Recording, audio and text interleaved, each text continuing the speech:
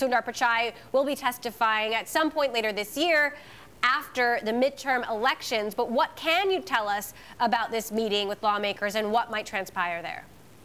Well, I think the focus will really be on two things. One of those is the allegations of anti-conservative bias that you talked about, that sort of punching bag that we've had here. And I think some of those concerns are genuine, at least on the part of lawmakers. What Pichai has to do is sort of convince those lawmakers, talk about their approach, as he said, that what they think is anti-conservative bias in search results and news and things like that came about because of something else in the algorithm. Now, he might sort of be able to talk a little bit else about what goes on in there, but of course it's always a little bit of a black box, and that does worry people. The other thing that I expect to be a huge issue, the attempt to get back into the Chinese market, that's worried a lot of lawmakers, and I think it would probably be a major talking point.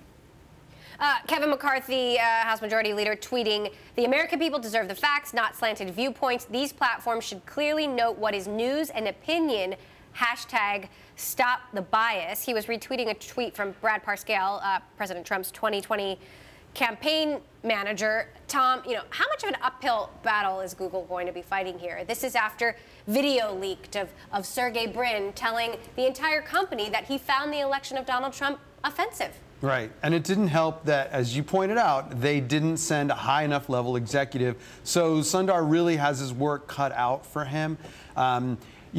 Certainly Google needs to, Google's strength is blind them with science. They need to come in and explain to them that our algorithms don't favor one side or the other. They can also remind them that their platforms are very much, have a way of disseminating a lot of right-wing points of view.